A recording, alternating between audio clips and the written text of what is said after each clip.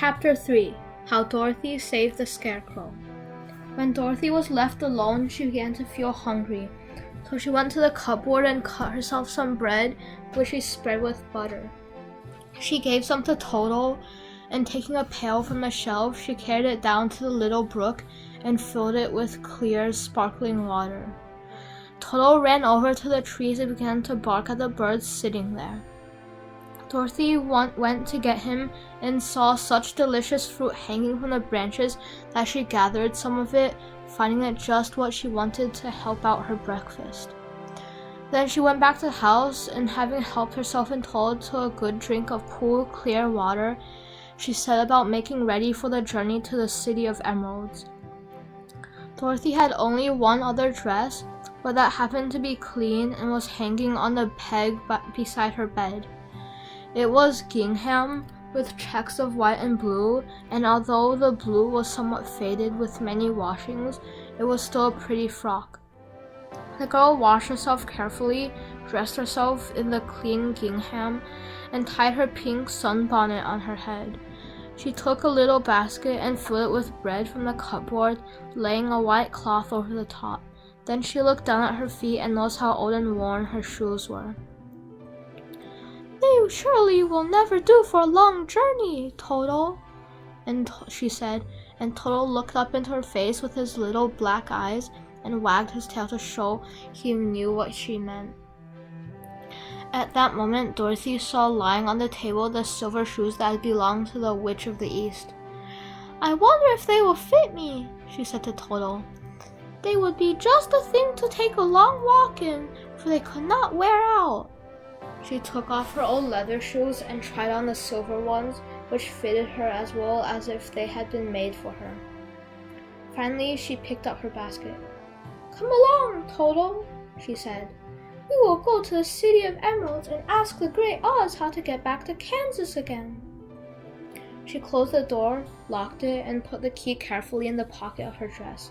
And so, with Toto trotting along soberly behind her, she started on her journey.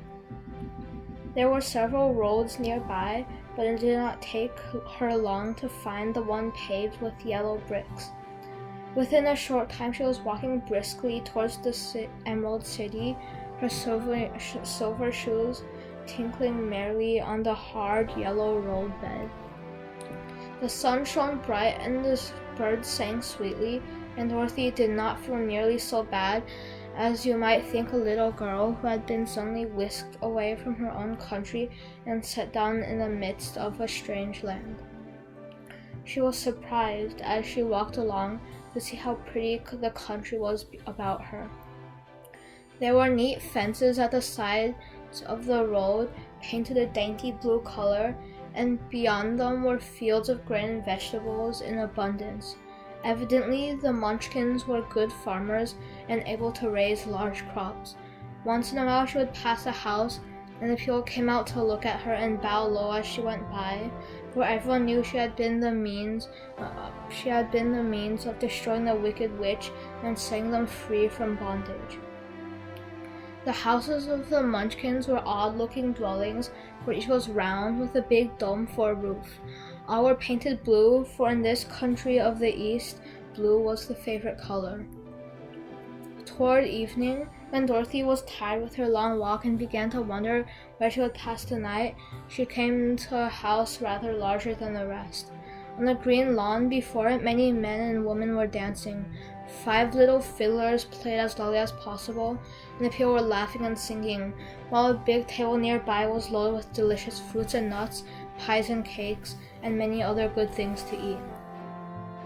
The people greeted Dorothy kindly and invited her to supper and to pass the night with them, for this was the home of one of the richest Munchkins in the land, and his friends were gathered with him to celebrate their freedom from the bondage of the wicked witch. Dorothy ate a hearty supper and was waited upon by the rich Munchkin himself, whose name was Boq. Then she sat upon a settee and watched the people dance. When Boq saw her silver shoes, he said, "You must be a great sorceress." "Why?" asked the girl. "Because you wear the silver shoes and have killed the wicked witch. Besides, You have white on your frock, and only witches and sorceresses wear white." "My dress is blue and white checked," said Dorothy, smoothing out the wrinkles in it. "It is kind of you to wear that," said Boq. "Blue is the color of the Munchkins, and white is the witch color, so we know you are a friendly witch." Dorothy did not know what to say to this, for all the people seemed to think her a witch, and she knew very well she was only an ordinary little girl who had come by the chance of a cyclone in a strange land. When she had tired watching the dancing, Boq led her into the house, where he gave her a room with a pretty bed in it. The sheets were made of blue cloth, and Dorothy slept soundly in them till morning, with Toto curled up on the blue rug beside her. She ate a hearty breakfast and watched a wee Munchkin baby who played with Toto and pulled his tail and crowed and laughed in a way that greatly amused Dorothy. Toto was a fine curiosity to all the people, for they had never seen a dog before. "How far is it to the Emerald City?" the girl asked. "I do not know," answered Boq gravely. "for I have never been there. It is better for people to keep away from Oz unless they have business with him. But it is a long way to the Emerald City, and it will take you many days. The country here is rich and pleasant, but you must pass through rough and dangerous places before you reach the end of your journey." This worried Dorothy a little, but she knew that only the Great Oz could help her get to Kansas again, so she bravely resolved not to turn back. She bade her friends goodbye and again started along the road of yellow brick. When she had gone several miles, she thought she would stop to rest, and so climbed to the top of a fence beside the road and sat down. There was a great cornfield beyond the fence, and not far away she saw a scarecrow placed high on a pole to keep the birds from the ripe corn. Dorothy leaned her chin upon her hand and gazed thoughtfully at the scarecrow. Its head was a small sack stuffed with straw, with eyes, nose, and a mouth painted on it to represent a face.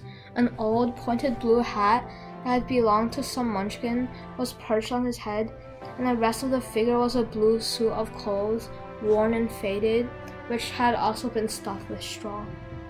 On the feet were some old boots and blue tops, such as every man wore in this country, and the figure was raised above the stalks of corn by means of the pole stuck up its back.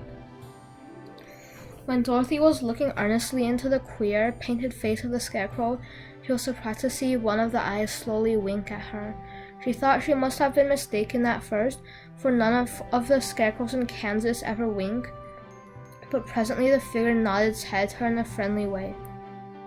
Then she climbed down the fence and walked up to it, while Toto ran around the pole and barked. "Good day," said the scarecrow in a rather husky voice. "Do you speak?" asked the girl in wonder. "Certainly," answered the scarecrow. "How do you do?" "I'm pretty well, thank you," replied Dorothy politely. "How do you do?" "I'm not feeling well," said the scarecrow with a smile. "For it is very tedious being perched up here night and day to scare away crows." "Can't you get down?" asked Dorothy. "No, for this pole is stuck up my back. If you will please take away the pole, I shall be greatly obliged to you." Dorothy reached up both arms and lifted the figure off the pole, for, being stuffed with straw, it was quite light. "Thank you very much," said the scarecrow when he had been set on the ground. "I feel like a new man." Dorothy was puzzled at this, for it sounded queer to hear a stuffed man speak, and to see him bow and walk along beside her. "Who are you?" asked the scarecrow when he had stretched himself and yawned. "And where are you going?" "My name is Dorothy," said the girl, "and I am going to the Emerald City to ask the Great Oz to send me back to Kansas." "Where is the Emerald City?" he inquired. "And who is Oz?" "Why, don't you know?" she returned in surprise. "No, indeed. I don't know anything. You see, I'm stuffed, so I have no brains at all, he answered sadly. Oh, said Dorothy, I am awfully sorry for you. Do you think, he asked, if I go to the Emerald City with you, that Oz would give me some brains? I cannot tell, she returned, but you may come with me if you like. If Oz will not give you any brains, you'll be no worse off than you are now. That is true, said the Scarecrow. You see, he continued confidentially, I don't mind my legs and arms and body being stuffed because I cannot get hurt. If anyone treads on my toes or sticks a pin into me, it doesn't matter, for I can't feel it. But I do not want people to call me a fool, and if my head stays stuffed with straw instead of with brains, as yours is, how am I ever to know anything? I understand how you feel, said the little girl, who was truly sorry for him. If you will come with me, I'll ask the Oz to do all he can for you. Thank you, he answered gratefully. They walked back to the road. Dorothy helped him over the fence, and they started along the path of yellow brick for the Emerald City. Toto did not like this addition to the party at first. He smelled around the stuffed man as if he suspected there might be a nest of rats in the straw, and he often growled in an unfriendly way at the Scarecrow. Don't mind Toto, she said Dorothy to her new friend. He never bites. Oh, I'm not afraid, replied the Scarecrow. He can't hurt the straw. Do let me carry that basket for you. I shall not mind it, for I can't get tired. I'll tell you a secret, he continued as he walked along. There's only one thing in the world I'm afraid of. What is that? Asked Dorothy. The Munchkin farmer who made you? No, answered the Scarecrow. It's a lighted match.